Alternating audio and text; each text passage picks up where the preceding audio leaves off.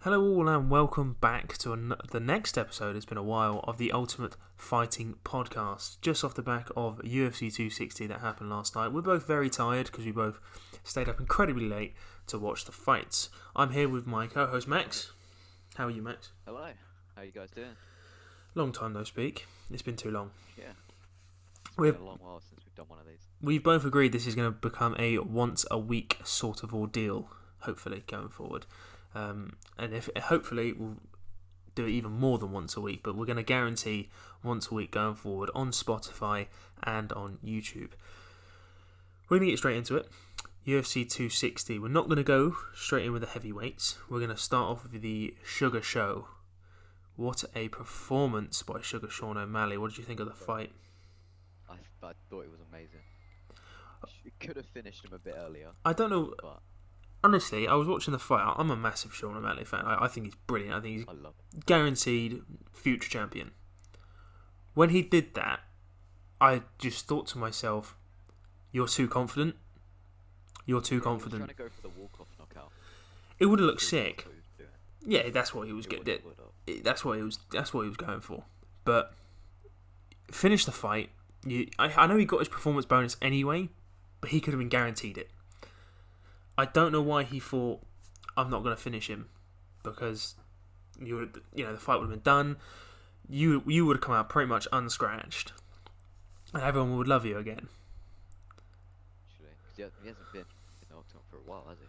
No, ever since his loss to Vera, he hasn't been back. He's actually taken on. He's still adamant. He's 13-0, Yeah, he still says he's undefeated. and he has actually just brought out merch that says the Sugar Show 13-0. I get the reason why he's saying he's undefeated, but he's The fact of the matter is, Joe Rogan was actually speaking about it last night. He said the fact of the matter is, he kicked you and he hit you. I think it was an elbow. He knocked you down, and yeah, his leg kick was the reason you rolled your ankle. He beat you fair and square, mate. true. Be humble about it. Say, you know what? He was a better fighter on the night. We'll go again, and people will respect it more. But now it's become almost a meme. I think he's embraced Yeah, that, pretty to be honest. So can't I think he's just complain. going along with it at this point. Yeah, why not? If everyone else gets a kick out of it. Plus, all the haters that don't like him seem to get really frustrated. So I bet he's just loving it. I don't think he cares. More of a reason to do it. He just made 50 grand last night plus. So I doubt he's that bothered what people have to say about him. But I don't think he cares too much. I wouldn't personally. I wouldn't either. But unfortunately, I wanted Tyron Woodley to win. I didn't back I him want it Woodley. to win. I love Woodley. Vicente Luque made a very good point going into the fight that he has lost his last 3 fights, but he fought 3 amazing opponents: Gilbert Burns, Usman, and Kobe Covington. Yeah. So, going out the gate, he literally exploded straight from the start, and he caught Vicente Luque, and I think he got overexcited. I think he did. He hit him with some good shots, and he just ate those punches. Really good shots, but Vicente Luque, the power, he literally made Woodley go stiff at a couple of points, and then to get the choke like that was just incredible. I was really impressed with his performance. Such a good fighter. He's called out Nate Diaz. He's just called out. Yeah. I think he'd beat Diaz. to be Well, honest. I thought it was pretty much a very pointless call out, because you've just called out a guy who hasn't been in the octagon for so long, and he's kind of teetering on the edge of coming back and then not coming back for a while now. He keeps getting all like mouthy on Twitter. Oh yeah, I'm gonna come back. I'm training to beat you all, and he just goes quiet again. Yeah. So if you're gonna come back and do it. If you're not, just go away. No one cares. I don't. His next fight should be in welterweight. To be fair. I don't see the point of having him fight Vicente Luque. I really don't. There's not really any point of that. I personally think he is. I think he's overrated. Personally, I think he is. I don't think he was ever that great. I think, for me, the only reason why I know of him is because he beat McGregor. or because him and McGregor fought. That's the only reason. Yeah, pretty much. But no, I think, to be fair, that if he was to come back and he wanted a comeback fight and didn't want to go straight for the title, something stupid like that, the Vicente Luque fight does make sense. Because it's a good stepping stone to get back into fighting. It's a risky fight, because Vicente Luque has proved he's up there, and he should be in top 10 contenders. Yeah. So, yeah, it'd be interesting to see if he actually does come back, or if he doesn't. I don't know. I'm interested to see what Luque's next fight will be. Same with Sean O'Malley. Yeah. I don't know who O'Malley will fight. Because I know Garbrandt's fighting Rob Font in May. A dream matchup. I don't think it will happen yet. Because I think after this, Cody Garbrandt will go for the title, or get a title shot. But Sean O'Malley versus Kobe Garbrandt would be two incredible strikers. Or O'Malley and Aldo. Yeah, Aldo just won his last fight. Yeah, they could do them two, and then whoever wins fights the winner of Garbrandt and I can't remember the other dude. Rob Font. Yeah. That would be... I would like to see that, actually. I think I would like to see him fight Aldo. Because last night, everyone was a bit like, oh, you know, the hype train's dead with Sean. He's not as good as we think he is. Last night, he put on a fucking great performance. Oh, yeah. He Absolutely. proved how good he is. He was brilliant. His striking was on form. He made it look easy as well. Yeah, he did make it look easy. And Thomas, I can never say his name, Almeida, is not an easy opponent. Going into the fight, they're both incredible strikers, but he picked them apart. And Sean O'Malley's power, he possesses such a good right hand. He's so unorthodox, constantly changing his stance. I think he's fantastic.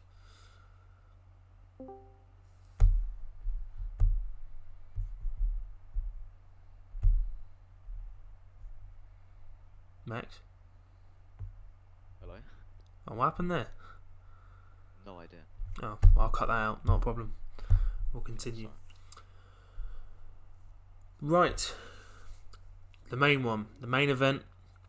Stipe Miocic versus Francis Ngannou. Incredible fight. That's all I have to say. An amazing fight. If you haven't seen already, guys, go over to our new Instagram page. You'll see my live reaction to the fight, to the knockout. I was so unbelievably impressed with Ngannou's defense on the takedown. As soon as Stipe went in for that takedown, I was like, that's it, fight over. He's going to lay on him for the next 25 minutes. Miocic wins via decision. Done. He snuffed that takedown. Not only did he snuff the takedown, he got to Miocic's back and started laying on some big strikes. Very big strike. I couldn't believe it. I was almost speechless. To then, he rocked him. I'm pretty sure he rocked him in the first round. He did rock him in the first round. And going into the second round, I was impressed with Ngannou not throwing everything but the kitchen sink in straight away. I thought that's what was going to happen. I thought he was just going to go swinging like he did against Rosenstrike. I think that's what MIOCIC expected as well, to be honest. Well, if I was watching the post-fight, no, the pre-fight shows, and even from the ring walk, and when he was Miocic did not look like the confident Miocic we've seen against DC and all the rest of it. He did not look like he wanted to be there. I wouldn't want to be there against Ngannou, to be fair. I don't think he threw the fight, but I think he was well aware he was going to lose that fight. I think he was. And Ngannou showed incredible striking, incredible defense, and really good wrestling for a guy who's not a wrestler. Honestly, if he keeps fighting like that, like as technical as he was, he has a chance to beat Jones. Probably pretty easily, if you ask me. I like John Jones. I think he's very mouthy, which I don't like. But then, who isn't mouthy in the UFC? For somebody that's never had a fight in heavyweight before. Yeah, exactly that.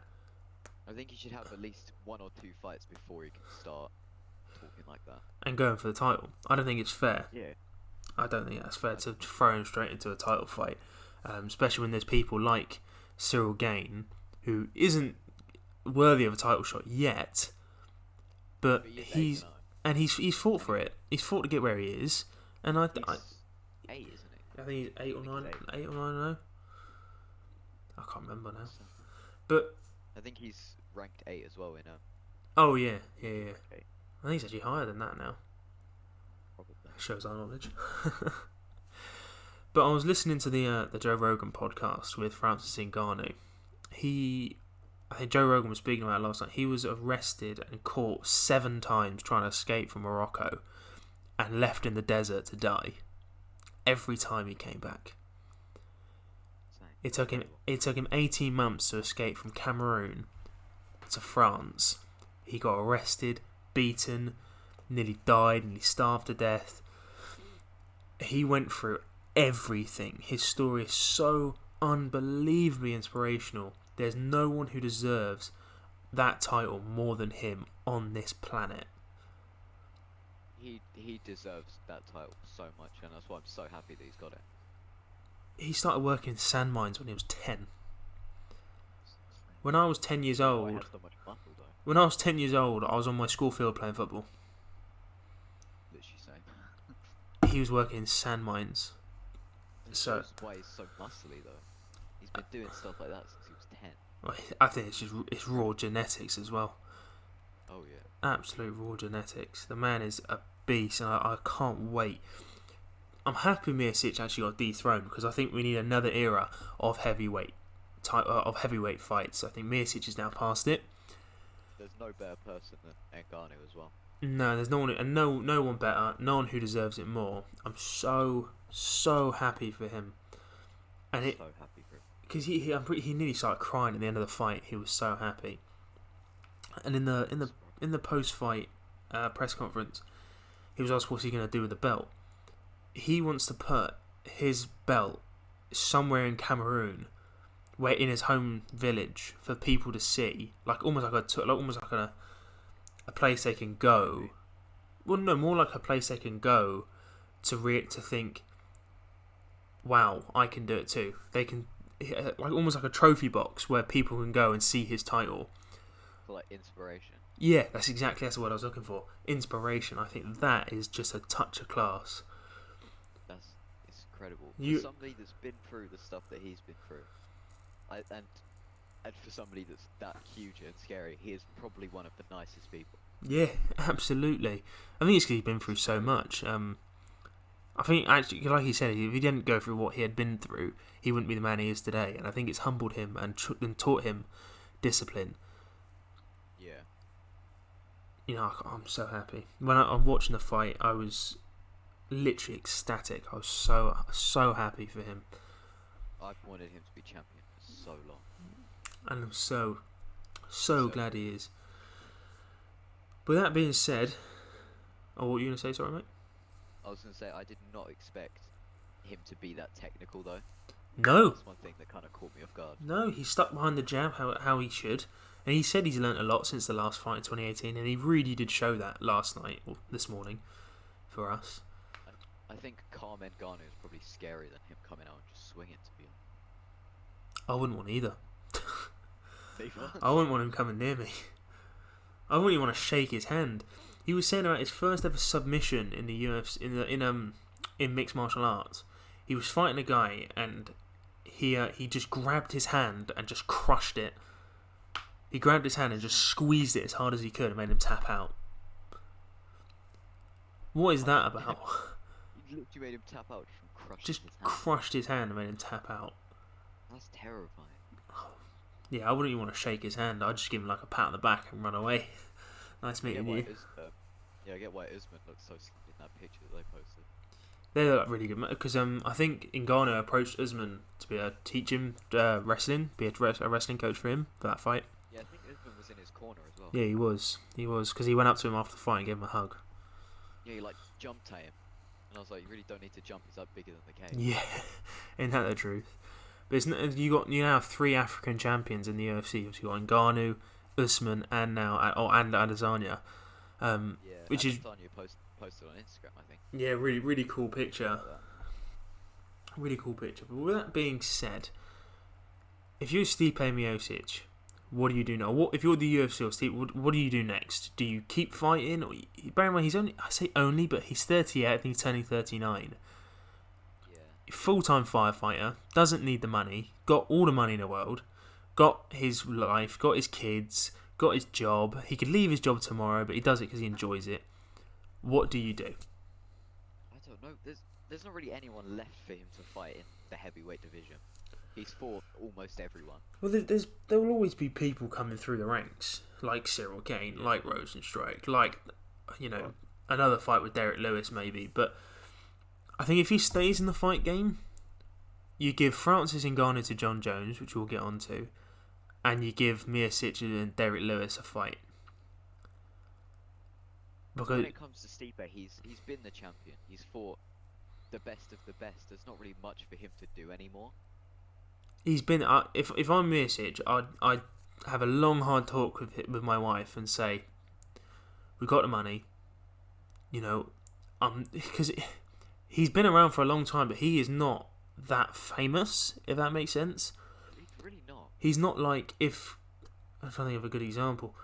If Adesanya walked down the street, a lot of people would know who he is. I reckon MIOCIC could disappear could literally just disappear and barely be recognised. I'd be saying, you know what? I'll quit my job. We'll go live a really nice, comfortable life. Got the money. Yeah. He won't just have that as a sole income. He will have multiple income streams from future sponsorships. I'm sure he'll get, or he'll do what every other UFC fighter does and just start a podcast. Yeah. So I don't know. I think if I'm MIOCIC, I'm retiring and I'm gonna go live a comfortable life. Same thing with Stipe though. He's such a nice person as well. I could see him on the commentary team. Honestly, same.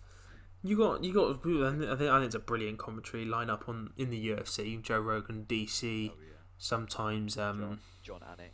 John Anik. I love John Anik. He's always been there. Michael Bisping. You sometimes get what's his name? Yeah, Dominic Cruz. That's what I was thinking. He gets involved. Yeah. So, do they need any more commentators? Probably not. So, as much as he would be. The ex-UFC fighters should probably score it as well. Yeah. I've always thought that because they know more than. Obviously, the people that score it are like they're ex-boxing ones, aren't they? I think they're boxing judges. I think Dana White has addressed this in the past, saying it's just the scoring system is so flawed. The actual structural system is there, but the way the judges view the scorecards is debatable. There was actually a fight last night. I can't pronounce the two's names because they're incredibly long names. So I'll just read out their first name. Oh, was it the light heavyweight one? It was the light heavyweight one. Yeah, Yeah, I know who you're talking about. I don't know how to say that name. Hang on, it's Michael something. It's Modestas Bukaskis and Michael Olinexijic. I'm so sorry for all you people out there who are just like, oh dear, what's wrong with them? Please don't get offended at this. I personally think Modestas won that fight. I was going for the other dude. I thought that he... See, I don't know, it was quite hard because they were both just throwing the biggest shots. I thought it was 2-0 going into the final round to Modestas. To be fair, Modestas he rocked him so many times and put him in so many bad positions. So I think if you had a judge's scorecard, the judges say, I don't know, MIOCIC, because there's three of them, MIOCIC, Bisping and Dominic Cruz. You got people who know how to wrestle, people know who's control. Because even if you're on top, doesn't mean you're controlling. You might still be better off, even though you're on top. Tony Ferguson, he's amazing wrestling off his back. He's brilliant at wrestling. So to notice that someone is doing better than their opponent, even though they're on their back, they should be scored for that. People like... See, there should be like... Obviously there'll be 3 judges, but there should be 1 or 2 that are striking. Like the people that are striking and then grappling. Like let's say Habib. Habib could be a judge that judges the grappling. Yeah. And just says, okay, Matey Boy won that fight, even though he was on his back half of it.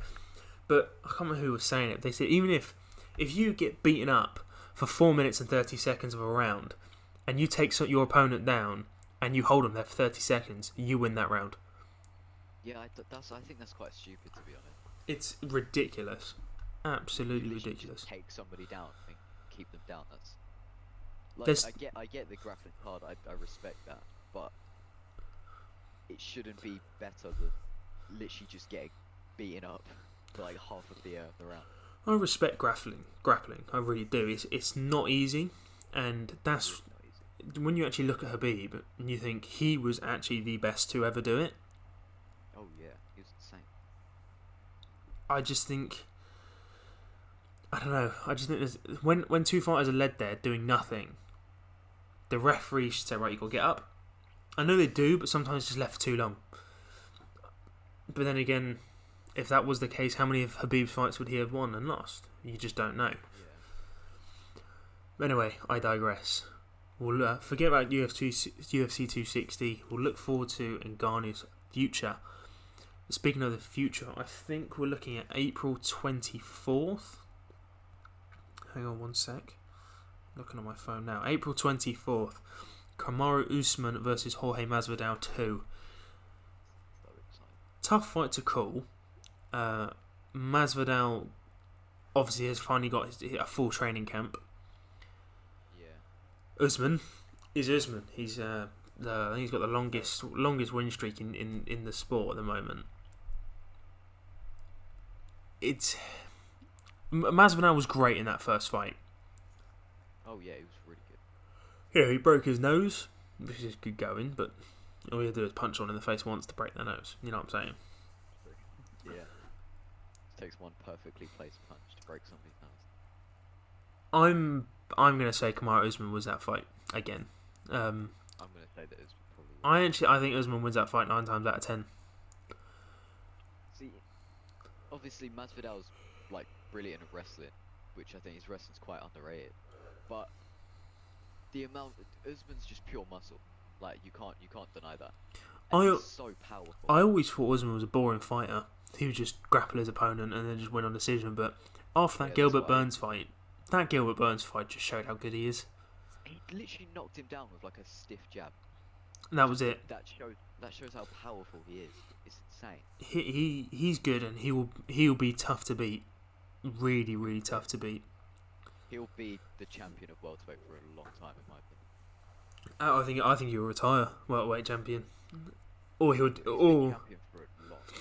or he will follow the footsteps of Tyron Woodley and be champion for so long, overdo it a little bit, and now the problem with Tyron Woodley, he's now past that age. He's past his prime, and the younger, fitter, stronger fighters are coming through the ranks and then beating him because he's now past his best, like Usman did, like Gilbert Burns.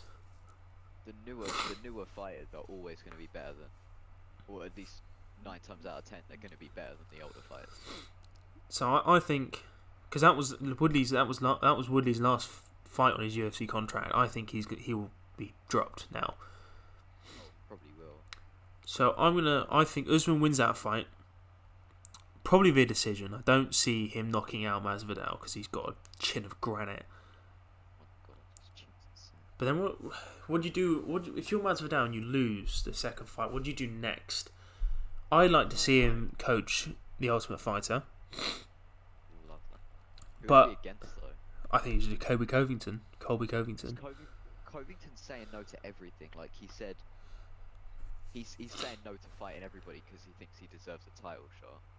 He never fought no one. How can you have a title shot when you haven't fought no one in Yeah, I fucking know. ages? Like Wonderboy said he wanted to fight him, and he pretty much said no.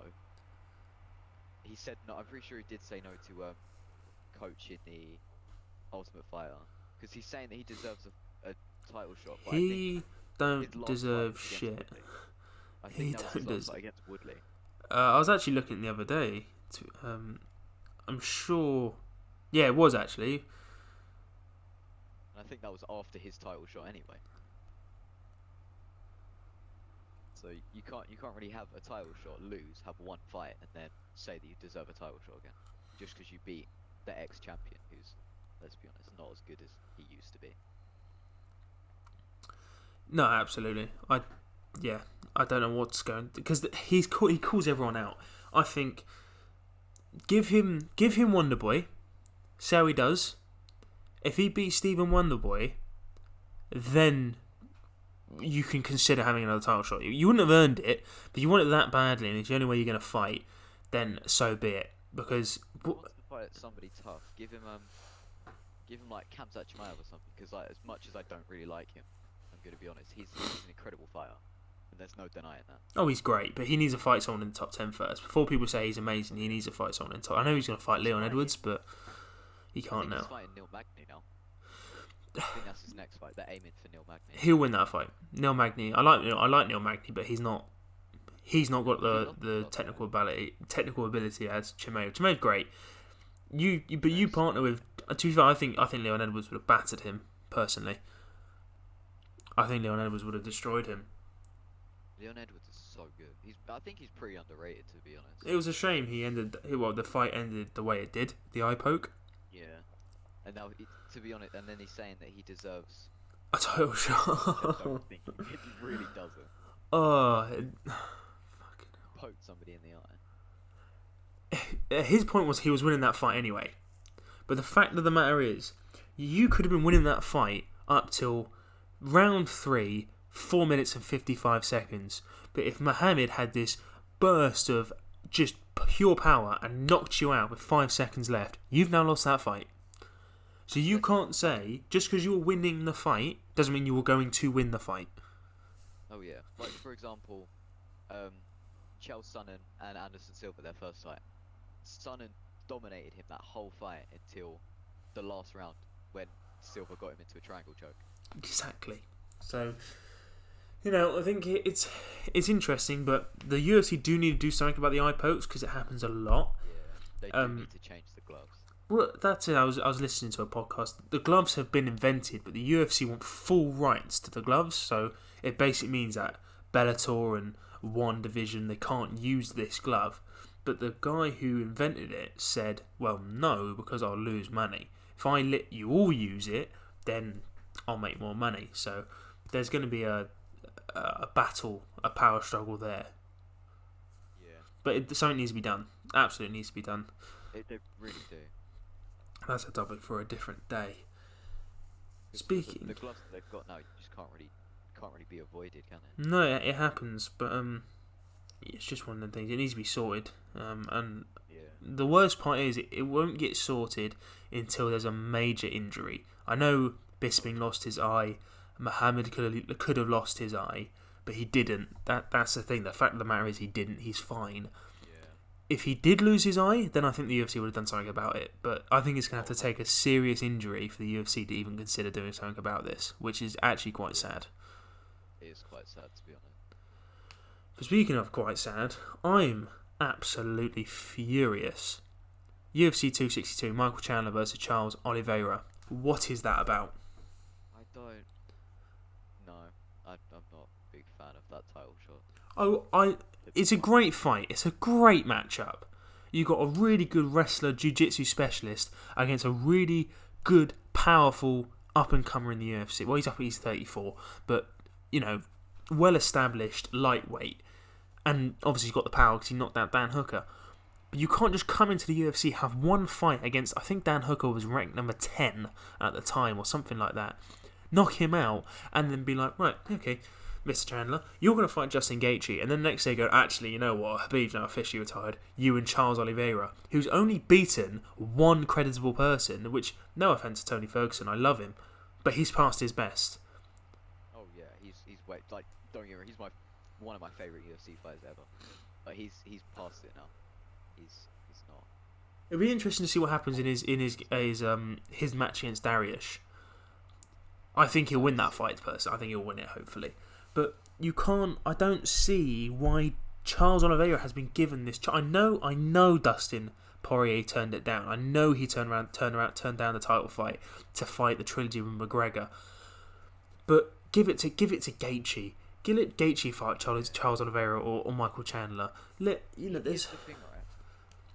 The title fight that I would love to see would be Gaethje and Dan Hooker, two incredible strikers. But the problem is Dan Hooker lost his last fight, and Gaethje had a title shot and he lost. But I think those two having a title fight would just be incredible. It'd be Yeah. an amazing fight. I know Charles Oliveira is ranked number 3, and I think Dustin Poirier is number 1. Justin Gaethje is number 2. So Dustin Poirier is out of the question. So Gaethje has just been completely mugged off because he even started training for Michael Chandler, and was completely mugged off. You know what? I know Charles Oliveira is ranked number 3. I don't think he should be because he beat Tony Ferguson on a bad day. Give it to Gaethje, Charles. I think. I don't see why Michael Chandler has been given this opportunity. I don't really see it. I think what's his name, Rafael Dos Anjos. I know that he wants to fight Gaethje, or at least he said something about fighting Gaethje. Yeah. Which would be quite a good fight. Just depends if he'll go ahead. I know they can't give the title fight to Dustin and versus Conor because there'll be a massive uproar in the like people would get so angry. But I do think Justin Gaethje was unfairly mugged off. Oh, they can't tell him that he's fighting somebody and then just change their mind while he's That's it. training. But even if you say, right, Gaethje, you are fighting, you're still fighting Michael Chandler or whatever, but this now it's going to be for the title now. Yeah. He's still the number 1 contender effectively. Just because he lost to Khabib, he's still up there with number 1 contender. Well, he's actually number 2 because Poirier's number 1, but Poirier's out of the question. Gaethje's incredible. Like he's such a good fighter. He went from being a really good wrestler to now an amazing striker, so he can do both. Oh yeah, he's brilliant at both. So the Justin Gaethje versus Charles Oliveira fight would have been incredible because they're both of them can stand up and fight. Both of them can wrestle. Why Michael Chandler has been given... I don't mind Michael Chandler. I think he's been a bit too cocky, but you know what? It's part and parcel of the sport. He's come in and you've given him his heart shot straight off the back after one fight. I know he was Bellator champion, lightweight champion. That don't mean nothing. This isn't Bellator anymore. We're in a different... That's like saying, okay, that football club in the championship, they won the championship. They should be automatically put in the Champions League final because they won the championship, not the Premier League. That's not how it works. It's like saying Modestus, I can't remember what he used to fight. He was like heavyweight champion there. That's like just putting him straight up against Jan Blachowicz after having one fight. I don't get it. It doesn't make sense. I don't get it, but we've briefly touched on it, so let's put that aside. Put my venting to one side. Yeah, I think we've vented quite a lot. The trilogy fight: Dustin Poirier, the Diamond versus the notorious Conor McGregor. Oh, I'm so excited. It hasn't been confirmed as of yet. They're aiming for end of May, June, or July. There's nothing set in stone, but I think it's 99% sure it's going to happen. Yeah. If I'm Conor, you've got to win. If you lose, that's now 2 fights lost, 1 loss. Yeah. You got to give it up after that, don't you? I don't think you can recover from that because who's going to want to fight you? You almost become irrelevant. He never will be irrelevant because it's Conor McGregor. Oh, no. But people will be like, well, why would I want to fight him? He'll be like ranked number 6 or so. I know he's number 6 now, so he'll be like 7 or 8 will probably drop down to. He has to win that fight, and then after that, he can pretty much go wherever he wants. He can either leave, or he'll probably be able to go for the title if he wins that fight. And I want McGregor Gaethje to happen. I so want that to happen. That'd be amazing. Or say he does lose, and that would be like his 3rd loss, wouldn't it? Would it be his 2nd? No, I know it'd be his 2nd, because he would have lost to Dustin twice if he loses. Then he would have beat Cowboy, and then the fight before that was Khabib. Yeah, but say like he loses against Poirier, and then like Ferguson wins or something. Just put them against each other. That would be incredible. To fight each other for so long. Oh. They've been firing shots for years. Oh my god, that'd be a great fight. Even if they both lost, put them together. Fuck it, what a fight it'd be. It'd make so. The trash talk alone would be enough. Because Conor McGregor always said, yeah, no one Mr. Nice Guy, which I hope that's true. Because I believe a big part of his winnings are because of his trash talk. He gets into into the mind of his opponents, and they start to doubt themselves. And it showed with Aldo. Really did show. Exactly. He gets them out of their comfort zone. It didn't work against Khabib. The nice guy worked against Cowboy because, let's be honest, Cowboy's past his best anyway. It was a really weird fight when you actually think about it. It was completely and utterly unnecessary. I know he wanted to try out welterweight, and he said he felt best at welterweight. So why didn't you stay at welterweight? Yeah, now he's against like Masvidal or something. now. What we spoke about that on the last episode. Literally, our dream matchup would be that. Oh yeah, incredible. But a lot of people I've been seeing are actually saying Dustin Poirier is going to win this fight. Well, Poirier said that like one thing that helped him win was McGregor being nice to him. He said it's in like the reason he lost his last fight is because of how McGregor was. All of the trash talk and stuff he said he got into his head. The problem is now. I think it was on Joe Rogan. The problem is now. What McGregor's going to shot himself in the foot because he was so nice to him in the first fight, and now he said no one, Mr. Nice Guy. You now can't turn it around and talk shit to him and give him abuse because it's like after being so nice to him. Because now he knows, mate. This is all an act now. Before it was like, oh my god, this guy's he's getting in my head. Now it's like, okay, you were nice to me 10 minutes ago. Now you're being a dick just for the sake of it. Yeah. So. I think if he has to beat Dustin and then change to the not so Mr. Nice Guy attitude and then just go after people, do what he used to do, call people out for no reason, start fights out the back, pick on random fighters he sees in the street. Like when he saw Tyron Woodley out the back, he just started shouting, yelling at him. Be that guy again. Be that guy. Be the McGregor everyone loves, because I like nice McGregor. It's nice to see. I love respect in the sport. I really do. Yeah. I think a big part to his game is his trash talk. That's a fact. That's part of the reason why he got so famous, like other than obviously how good he was at fighting. Yeah. Because of his trash talk. If McGregor can check the leg kicks, he will win the next fight. Fact. Oh yeah. If Poirier hurts his legs early, Poirier's going to win. This is exactly what happened. It'll be almost a carbon copy. Oh yeah. He'll probably try and do it again. Well, I think McGregor needs to be ready for that. I think McGregor, his takedown defense in that fight was really good. And after he wrestled with Dustin Poirier a little bit, he managed to get back up, and he wasn't gassed out, which is what we saw in the past of McGregor. He'd wrestle for 5 minutes, if that, and that'd be it. That'd be him wiped out. So it was good to see that. The thing that did kind of add on to him losing was the fact that he was just stiff on the ground. He wasn't jumping around like he usually does, which makes it harder to get leg kicks. But when you actually staying on the ground. Exactly, just keep running, bang bang, step back. That's exactly what Sean O'Malley was doing. He didn't want to get kicked in the leg last night, so he came in. I know O'Malley's in a completely different division, but. Would be insane. It's very similar to McGregor. It's a very similar build, yeah. Very similar. So that's what O'Malley. He was coming in, bang bang, step back, step well back, come in, bang bang, step back, step back. We saw it in the first round, in that Conor McGregor fight.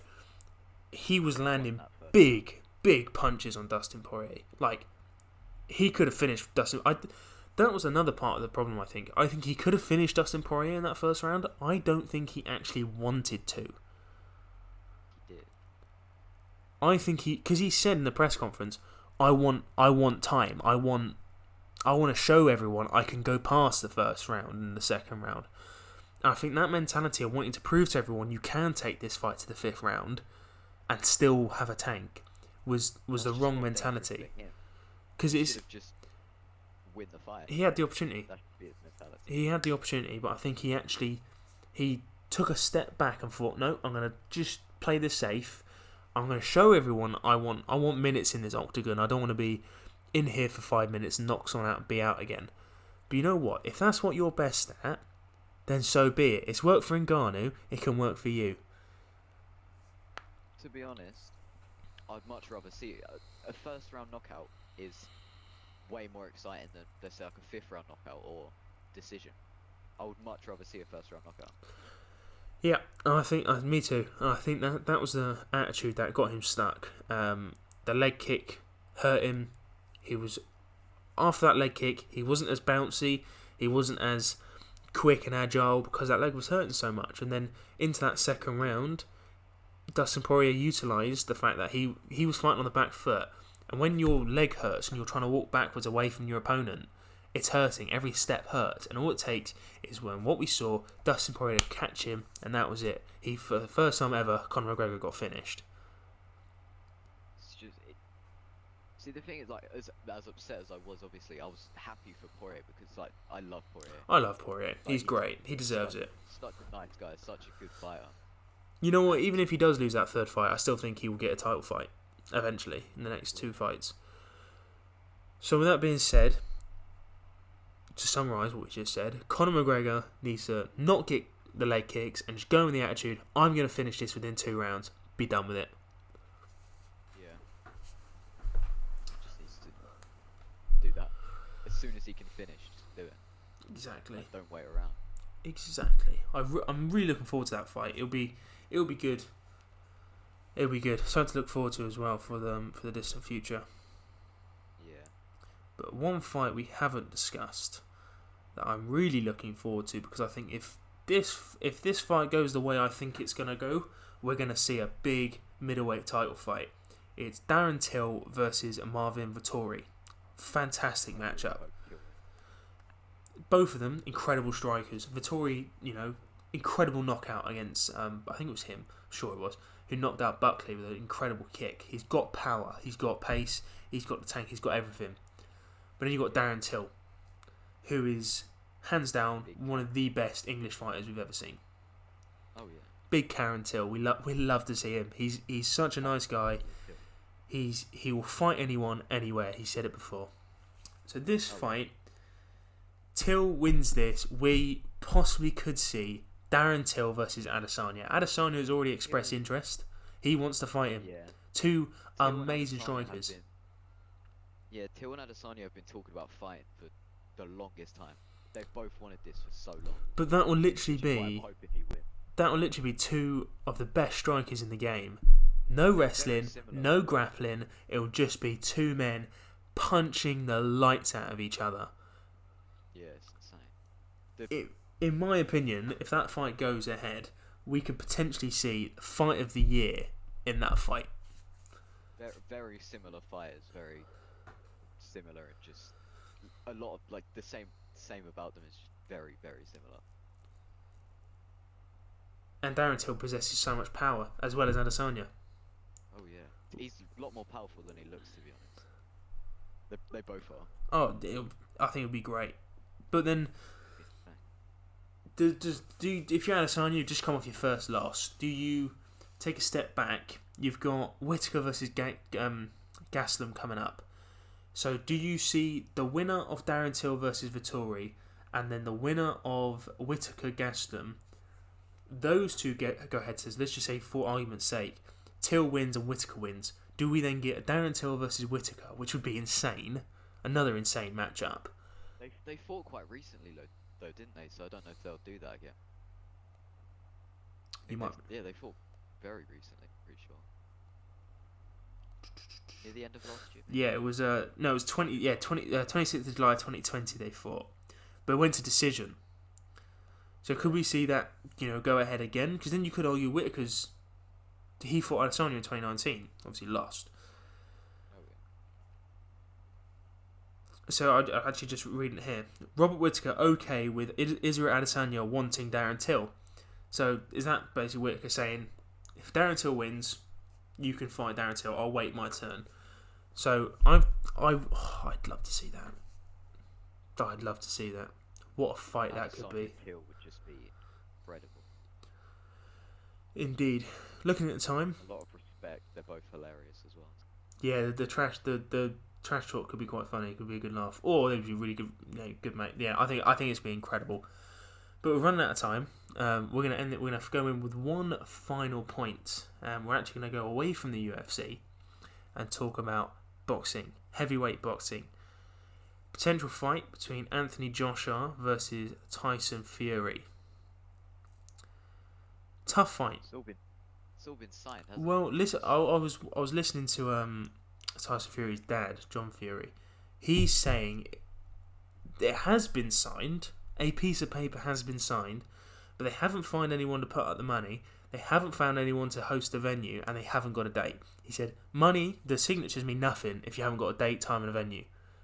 So they've signed it, but they've got no way to... No one wants to host it. Basically, in current times, everyone's saying, why would we host it now, when in a year, 2 years' time, we can host it at Wembley and have 80,000 fans in the stadium? When if we host it now, we might be able to get you in Wembley, but we might only have to have 40,000 fans, all social distanced. So it's finding someone to put up the money and basically get a venue who's willing to. Because if I was Wembley Stadium and said, "Oh look, we want to host Fury Joshua at your event," if we said, "Well, we want a cut of," I know Wembley would get a cut, so let's just say 20% for argument's sake. They say, "Well, why would we take 20% of 40,000 people, 40,000 tickets, when we can wait another year and take 20% of 80,000 tickets? We'll double our money." So, and you if you want to go see the UFC, I looked into it when they came to England, when they were going to come to England before COVID. You're looking at £200 plus a ticket per ticket, £200. I think it was over £250, and that's sitting right at the back of the O2 Arena, right. That's not even close. So, could you imagine one of the biggest boxing events in boxing history, in English history, to then turn around and say, yeah, we'll charge 50 quid a ticket? It's not going to happen. Tickets are going to be expensive. You know, I'm going to fight my arse to try and get tickets for that. I'm sure it will be in the UK, 2 English fighters. Yeah, it should be. I don't see why it wouldn't. Tyson Fury has expressed, if he could build any fighter to fight, it would be Anthony Joshua. He reckons he could beat him after 17 pints at a pub. I do think Fury wins that fight. Fury is one of the best boxers we have ever seen. Oh yeah, hands down. He was at the lowest of the lows a person, a human being can possibly be, and he managed to dig himself out that hole to not only come back and be a better person, to beat his struggles every day that he still battles with, to then fight Deontay Wilder, who was at the time 43-0 with 42 42-0 and 41 knockouts. I think it was something like that. To then to get knocked out by him, get back up, draw the fight. Well, he was actually knocked down in the 12th round, got back up and went on to win that round. To then draw, rematch and beat him. Beat the man who's had almost 50 fights undefeated. And then Joshua, who has beat similar opponents. You know, he beat Klitschko, but he beat Klitschko at the end of his career. Fury beat Klitschko when he was like 10 years undefeated, in his prime. Shows how good he is. One of the best boxers ever. But all it takes is one punch at the end of the day. If Joshua clips him, done. Game over. Joshua is very accurate, very powerful, but he's not very technical. He's not very technical, AJ. He's a bit just, you know, throw some big hooks in. That I think what will happen is Fury will utilise his jab and his reach, keep AJ at a distance, win the fight on points. Easy. Probably. Easy. But then what does he do once he's got all of that? Will he retire and go to the UFC like he wants to? Will he stay in boxing? Well, I think it's actually a 2-fight contract they've signed, so they'll have to fight twice. So just say Fury wins them both, he's then beaten everyone. He'll probably Dillian White, obviously he's just beat Povetkin. He will probably want a title shot, but personally, I think Fury destroys Dillian White every day of the week. Like he's could probably beat anyone. I would love to see him in the UFC. I would. You know, granted, he has been punched by the best and knocked out by the best. You know, Deontay Wilder is one of the hardest hitting men we've ever seen. Very similar to Ngannou. Very, very. I think Ngannou's actually. I think he actually holds the world record for the hardest punch. Yeah. So that's the thing. If you put Tyson Fury in the UFC octagon, he doesn't know his way around the octagon because it's different to the ring, to the boxing ring. There's a big difference to being punched in the head by the best with big gloves. Remember, bigger gloves, thicker gloves. In the UFC, you got much thinner gloves. So could the shock of the difference in glove, which makes a huge difference, make the difference in if he comes to the UFC? And not only that, you're going to be punched in the head a lot. That's going to be a lot harder than you've ever been punched before because of the smaller gloves. But you're also going to get kicked in the head. And there is a big difference between being punched in the head and then being roundhouse kicked in the head.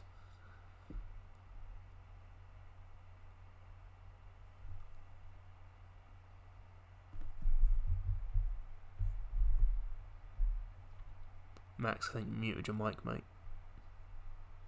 There you go. Oh, no, you've done it. There you go. There you go. Sorry, I edit it out. It's alright. Wait, where did it... I don't even remember what I was saying. No, I was saying there's a big difference to being punched in the head and being kicked in the head. Yeah. And if you think about it, right, there's no padding on that. None. That's just a bare shin or a bare foot straight to the head. Shin, foot, and knee. All you have to block it is an arm. That's literally it. If you get there in time. Yeah. His head movement's incredible. There's no two ways about it. He's got an incredible head movement. Oh, yeah. But when someone's throwing kicks at your head, it's a different ballgame. Dodging a head kick is so much harder than dodging a punch, or at least from what it looks like. But then, for example, if you put Tyson Fury against John Jones, similar build, similar height. I think obviously Fury's a bit taller. But if you've never been wrestled before, and John Jones just takes you down, and then all of a sudden you have a heavyweight fighter ground and pounding you, you're going to be thinking, oh my god, what have I got myself into? Yeah. I love Tyson Fury. He's actually he is my favourite boxer. But in my opinion, he will not do as well if he comes to the UFC. I don't think he'll do too well in the UFC. I really don't. But that's all we have time for today. We're actually like 52 minutes into this one. Oh, well, thank you for joining me. Well, our podcast. Right. Thank you for letting me join. Hopefully, we'll get this out once a week to you guys. Obviously, there's UFC news being released daily, so there'll always be something to talk about, even if we go off a tangent and start talking about things that aren't even fighting, which probably will happen at some point. Probably will. So, with that being said, I hope you guys enjoyed, and we will see you all in the next one. See you in the next one. Oh yeah, and don't forget, Twitter, Instagram, YouTube, Spotify, we're all there. Links on the Instagram. Instagram is Ultimate Fighting Podcast. Peace. Follow